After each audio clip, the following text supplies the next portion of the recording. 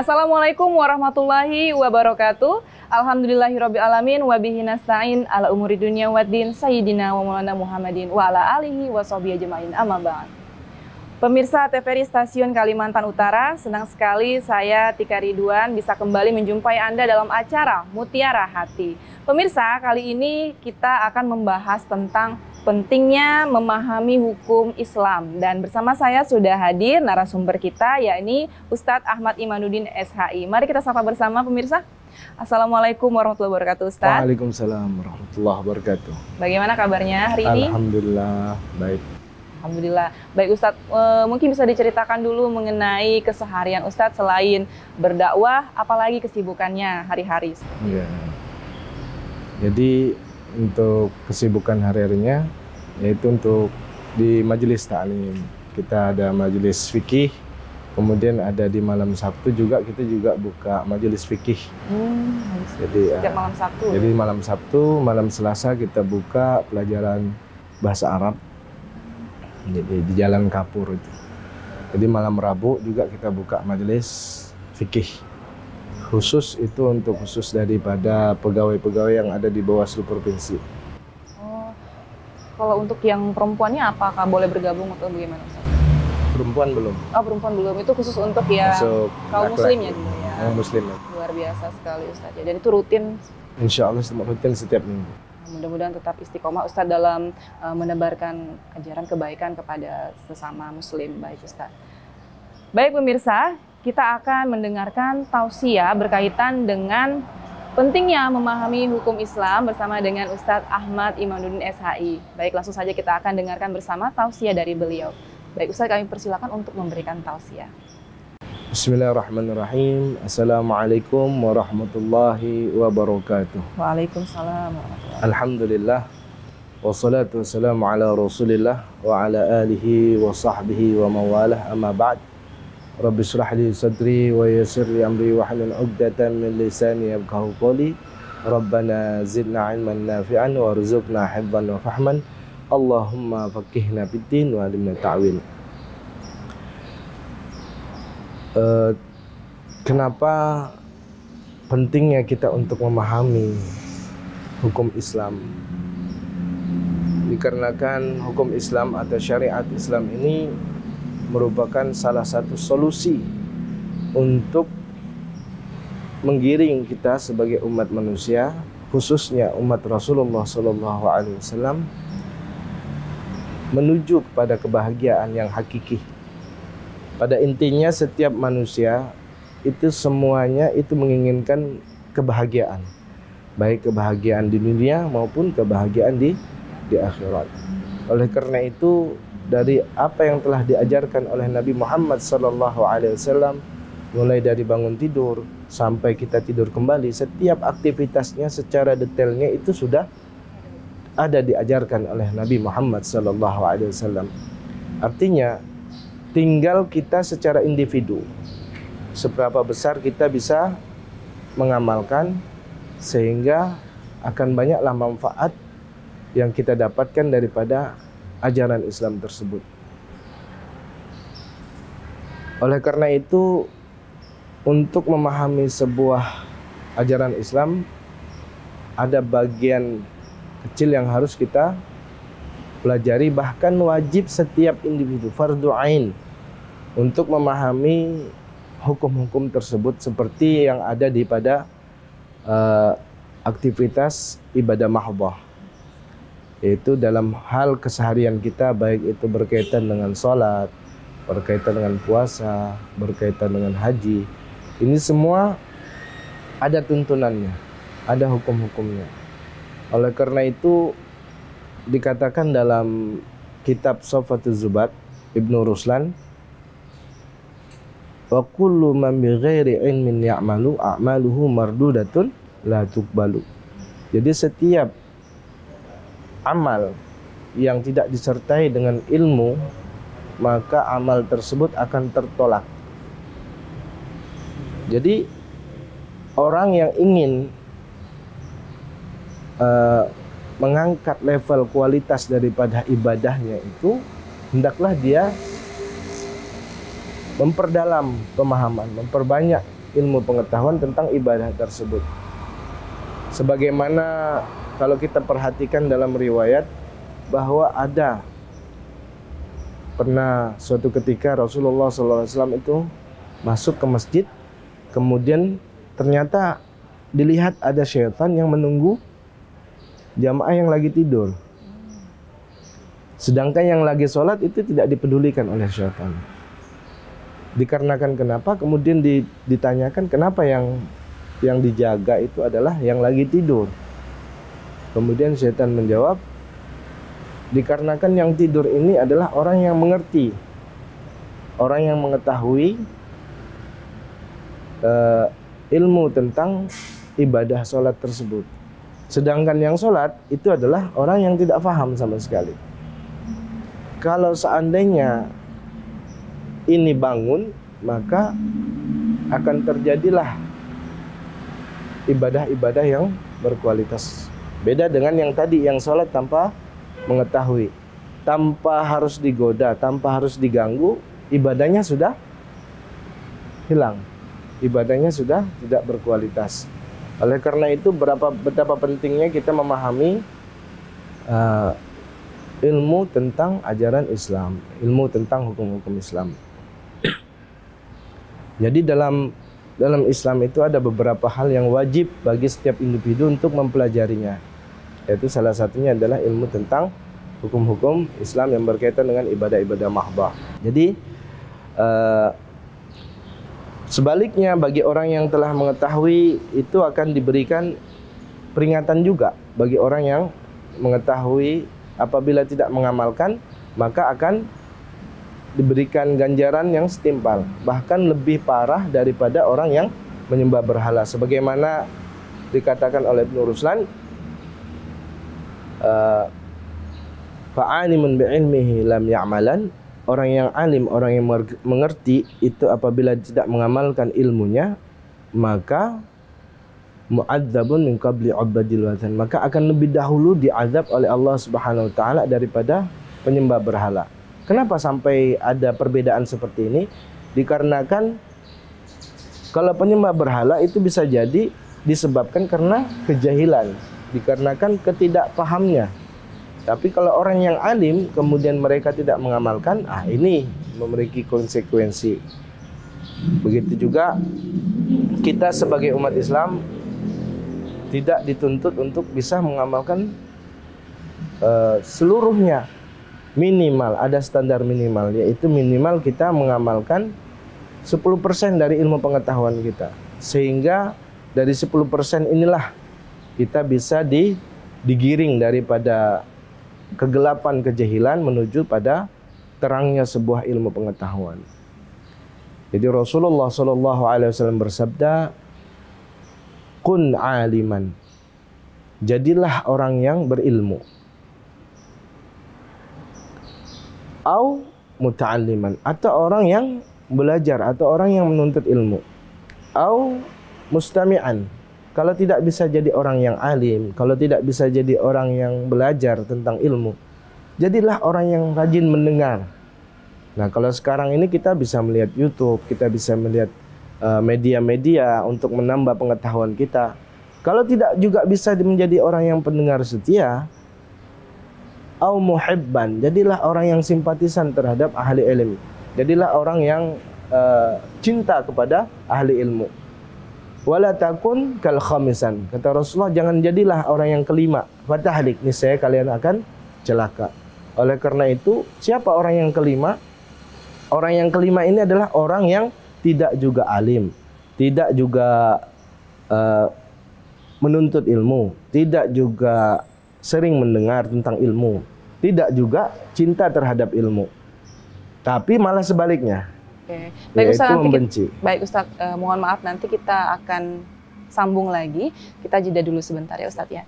Baik pemirsa, kami akan kembali lagi usai jeda berikut ini. Tetaplah bersama kami dalam Mutiara Hati.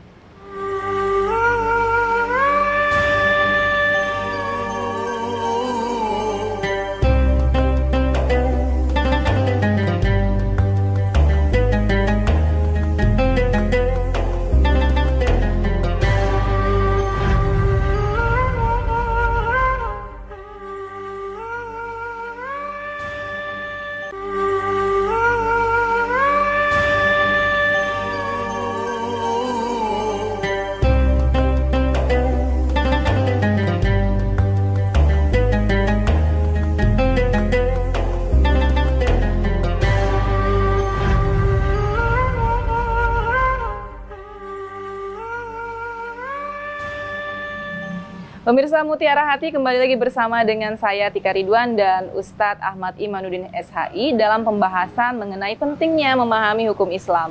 Baik, kita akan sambung lagi mendengarkan tausiah dari Ustadz Ahmad Imanuddin. Baik, kami persilakan kembali Ustadz menyambung yang tadi. Oke, jadi tadi dikatakan wala takun kal khamisan, jangan dah jadi orang yang kelima, kata Rasulullah SAW. Kenapa? Patahlik, kata Rasulullah SAW, niscaya kalian akan binasa. Oleh karena itu, orang yang kelima ini adalah orang yang bukan juga seorang yang alim, bukan juga orang yang menuntut ilmu, bukan juga orang yang pendengar setia tentang ilmu, bukan juga orang yang simpatisan atau cinta terhadap ilmu bahkan dengan ahli ilmu. Justru sebaliknya, bahkan dia menghalang-halangi orang yang sedang menimba ilmu. Atau ada orang yang ingin mendengar ilmu, justru dialah menjadi orang yang pertama untuk menghalang. Sehingga orang-orang yang seperti ini, kalau kita lihat ada orang-orang seperti ini, mereka ini adalah orang-orang yang bakal binasa, kata Rasulullah SAW. Oleh karena itu kita harus ingat setiap hari, jangan sampai kita jadi yang kelima. Karena orang yang kelima ini adalah orang yang bisa celaka, yang sebagaimana disinyalir oleh Rasulullah SAW. Mudah-mudahan kita termasuk daripada 4 golongan tersebut. Minimal kita jadi orang yang suka, yang simpatik dengan ahli ilmi atau berkaitan dengan ilmu agama. Mungkin hanya itu yang dapat kami sampaikan. Baik, terima kasih banyak Ustadz atas tausiah yang telah diberikan. Kita akan lanjutkan dengan bincang-bincang ya Ustadz ya. Baik pemirsa, demikian tadi tausiah dari Ustadz Ahmad Imanuddin SHI, dan kita akan berbincang-bincang setelah ini mengenai bagaimana pentingnya memahami hukum Islam. Dan tadi Ustadz sudah membahas tentang ada ibadah mahdah, ada ibadah ghoiru mahdah. Nah, mungkin untuk ibadah mahdah sendiri ini adalah yang mungkin pertama-tama kali dihisab seperti sholat, seperti itu ya Ustadz. Nah, berkaitan dengan sholat, mungkin ada beberapa orang yang mereka tidak paham gitu, dan menurut mereka itu benar melaksanakan sholat, tapi ternyata yang mereka laksanakan itu tidak sempurna sehingga menghalangi mendapatkan pahala dari sisi Allah Subhanahu wa Ta'ala. Mungkin Ustadz bisa menjelaskan mungkin secara singkat sebenarnya bagaimana kita supaya dalam melaksanakan ibadah fardu ain seperti sholat itu benar, karena itulah yang paling inti seperti itu kan Ustadz. Mungkin bisa dijelaskan mungkin yang hukumnya seperti apa. Jadi untuk ibadah sholat ini berkaitan dengan ibadah secara individu, tapi efeknya kepada kehidupan kita secara menyeluruh. Oleh karena itu ibadah sholat ini merupakan salah satu amal yang pertama kali dihisab di yaumil qiyamah. Awal ma yuhasabillah as-salah. Jadi awal amal yang dihisab, yang diperhitungkan di hari kiamat nanti adalah salat. Fa idza salahat salaha amalu kulluh. Apabila baik salatnya, maka baiklah seluruh amalnya. Wa idza fasadat fasada amalu kulluh. Apabila rusak salatnya, maka rusaklah seluruh amalnya. Kenapa salat dijadikan sebuah barometer daripada amal-amal, sebagaimana hati di dalam jasad ini dijadikan barometer baik dan buruknya, kata Rasulullah SAW. Dikarenakan di ibadah salat ini merupakan mi'raj bagi kaum mukminin.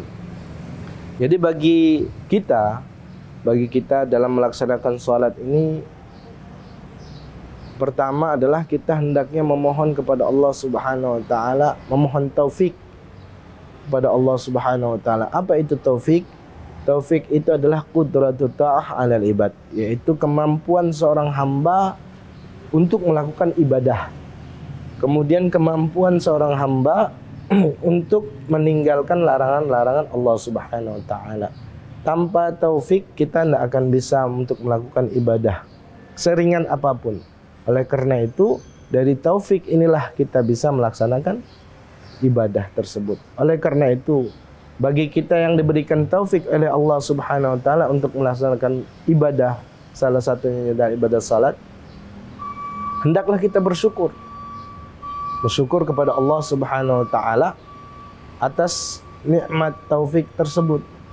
Artinya bagi orang yang menyandarkan ibadahnya itu karena Allah, maka tidak ada istilah orang yang melakukan salat itu merasa paling suci, sehingga menyebabkan penilaian bagi orang yang di luar masjid itu adalah orang yang kotor. Nah, bagi orang yang menyandarkan ibadahnya kepada Allah Subhanahu wa taala, dia akan berprasangka baik sama siapa saja. Saat dia diberikan taufik di dalam masjid bisa hadir berjamaah, dia tidak akan pernah menganggap remeh orang yang di luar. Kenapa?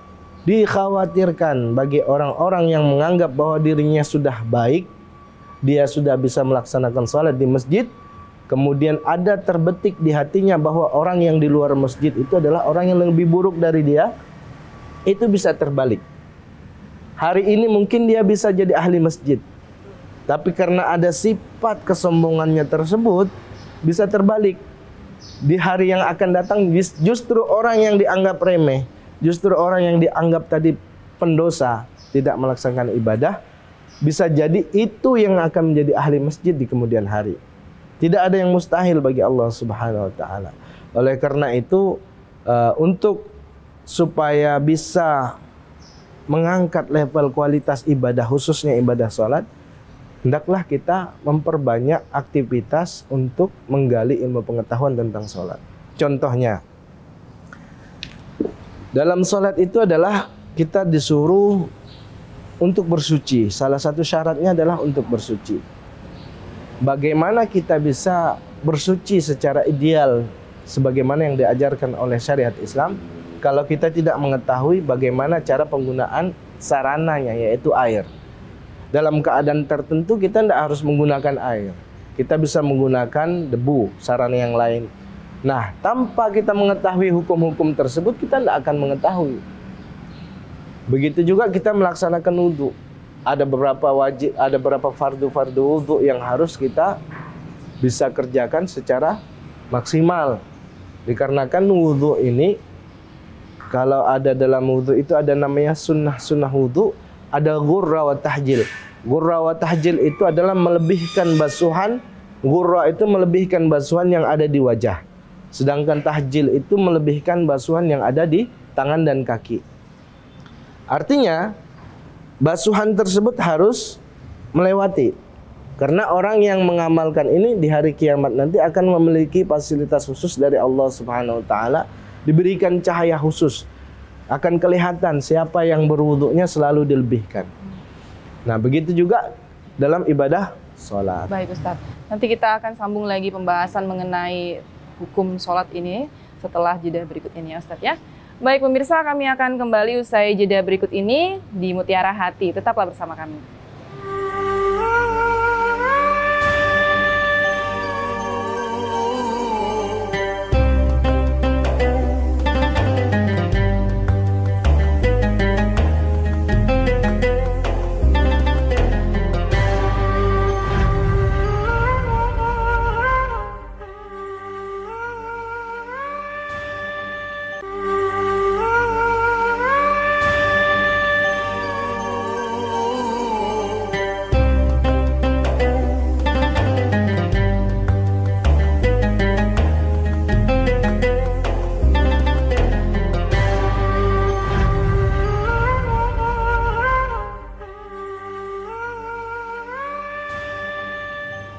Pemirsa, kembali lagi bersama dengan saya Tika Ridwan dalam acara Mutiara Hati. Kita akan menyambung perbincangan kita dengan Ustadz Ahmad Imanuddin mengenai pentingnya memahami hukum dalam Islam. Baik Ustadz, sekarang berkaitan dengan hukum Islam ini sendiri, kita tahu bahwa Islam itu sendiri merupakan agama yang luar biasa ya, dan juga ada beberapa pemahaman-pemahaman atau beberapa mazhab seperti itu yang ada di dalam Islam sendiri. Nah, bagaimana cara kita menyikapi ketika adanya perbedaan di antara mazhab-mazhab tersebut sehingga tidak menimbulkan perpecahan? Begitu Ustaz, bagaimana? Oke, terima kasih. Pada intinya perbedaan itu adalah merupakan rahmat. Jadi perbedaan itu adalah rahmat. Nah, perbedaan yang seperti apa yang dikategorikan rahmat tersebut? Jadi perbedaan itu akan bisa berwujud rahmat bagi mereka yang menyikapinya dengan ilmu pengetahuan. Nah, kenapa kita lihat ada biasa perbedaan-perbedaan sehingga berakibatkan perpecahan? Ini dikarenakan perbedaannya tidak didasari dengan ilmu pengetahuan. Jadi perbedaan itu sebenarnya biasa kalau bagi orang yang mengetahui. Adapun perbedaan-perbedaan contohnya dalam ibadah kita, dalam sholat contohnya ada berbagai macam gerakan-gerakan khusus yang berbeda dari karena ada masing-masing ada referensinya, masing-masing ada tuntutannya. Khususnya kita yang di Indonesia ini mayoritas Imam Syafi'i, yaitu kita banyak mengikuti gerakan-gerakan yang telah diajarkan oleh mazhab Imam Syafi'i. Terus bagaimana sikap kita untuk melihat perbedaan seperti ini? Jadi dalam urusan ibadah itu kita dianjurkan untuk berbaik sangka. Jadi untuk berbaik sangka. Kenapa? Karena al-ibadah mabni ala musamahah. Ibadah tersebut itu adalah rumusnya, itu ujung-ujungnya itu saling dimaafkan. Contoh, seandainya ada orang yang melaksanakan sholat dengan gaya yang tidak menggerakkan saat takbiratul ihram, tidak mengangkat tangan. Ini kalau kita lihat dari perbedaan umumnya, ini adalah suatu hal yang berbeda. Tapi kalau kita permasalahkan, ini akan menimbulkan sebuah perpecahan. Tapi kalau kita dasari dengan berbaik sangka, mungkin ini ada mazhab lain seperti itu. Ini contoh kasus kalau orang ingin berbaik sangka.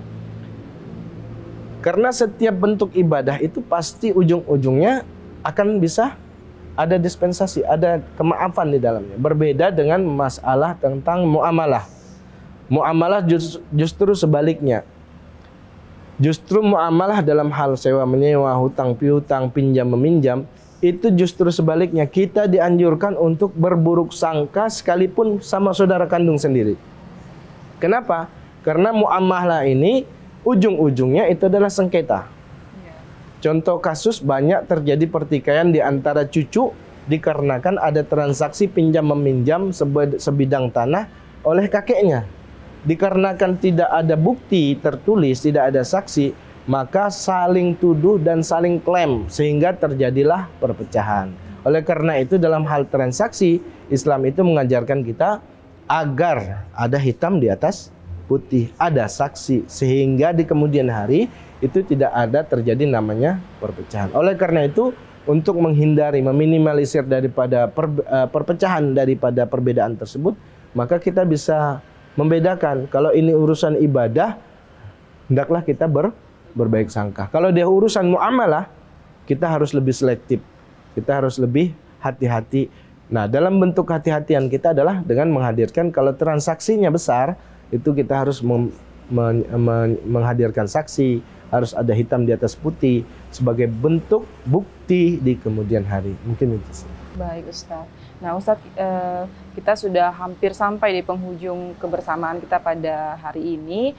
Dan mungkin Ustadz bisa menjelaskan kembali tadi mengenai apa saja yang sudah dipaparkan mengenai pentingnya memahami hukum Islam tadi ya Ustadz. Karena kalau kita melaksanakan namun kita tidak paham, itu masih bisa dimaafkan seperti Ustadz bilang tadi ya. Tapi kalau sudah paham namun tidak mengamalkan, itu malah berbahaya lagi ya Ustadz ya. Nah mungkin bisa dijabarkan kembali Ustadz untuk para pemirsa yang ada di rumah. Ya baiklah, untuk pemirsa dimanapun berada, sungguh sangat penting untuk di zaman kita sekarang ini, ya bisa dikategorikan adalah akhir zaman, di mana segala sesuatunya serba instan. Oleh karena itu, kita dalam memahami agama ini, sesuatu yang instan itu biasanya menghasilkan sesuatu yang negatif, dikarenakan tidak ada proses. Oleh karena itu pentingnya kita menuntut ilmu pengetahuan, yang dimana ilmu pengetahuan khususnya ilmu agama, itu kita harus sandarkan kepada guru yang mu'tabarah, pada guru-guru yang teruji dari sisi silsilah keilmuannya, yang sampai pada Nabi Muhammad SAW. Kenapa? Karena banyak sekarang ini orang memahami agama itu secara instan, mendapat dari internet, dapat dari ini, tanpa berguru.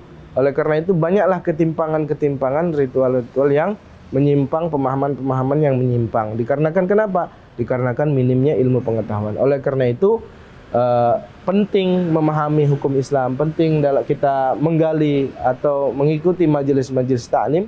Untuk apa? Untuk proses pencerahan baik bagi diri kita, keluarga kita, ataupun masyarakat secara umumnya. Dengan ilmu pengetahuan inilah kita bisa keluar daripada kegelapan, kebodohan. Jadi dengan ilmu pengetahuan inilah kita bisa mendapat yang namanya keridhaan dari Allah Subhanahu wa taala. Kita bisa mengetahui siapa kita, apa tujuan hidup kita, apa yang harus kita lakukan. Oleh karena itulah kita harus kembali kepada Al-Qur'an dan hadis. Oleh karena itulah sebagai pedoman, sebagai petunjuk sehingga kita tidak tersesat selama-lamanya. Mungkin hanya. Baik, luar biasa sekali Ustadz ya mengenai hukum Islam ini sendiri. Hukum Islam ini sangat luas ya Ustadz ya. Sangat luas sekali. Dan kita sebagai seorang mukmin, sebagai seorang kaum muslimin dan muslimah sudah seharusnya lah kita bisa menggali dan mencari tahu. Jangan hanya diam saja, tetapi kitalah yang aktif untuk menimba ilmu agama mengenai hukum Islam yang seperti dijabarkan Ustadz tadi. Terima kasih banyak Ustadz atas waktunya dan juga kesediaannya untuk hadir di acara kami di Mutiara Hati pada kesempatan ini. Semoga Ustadz senantiasa diberikan kesehatan, diberikan kemudahan dalam melaksanakan syiar agama Islam. Baik pemirsa, demikian tadi kebersamaan kita dalam acara Mutiara Hati bersama dengan Ustadz Ahmad Imanuddin SHI membahas tentang pentingnya memahami Islam, memahami hukum dalam Islam. Dan akhirnya saya Tika Ridwan dan juga bersama dengan Ustadz Ahmad Imanuddin pamit undur diri dari hadapan Anda. Semoga apa yang telah disampaikan tadi dapat menjadi manfaat dan menjadi bekal bagi kita semua dalam meraih keridhaan dari Allah Subhanahu wa taala. Saya Tika Ridwan pamit undur diri. Assalamualaikum warahmatullahi wabarakatuh.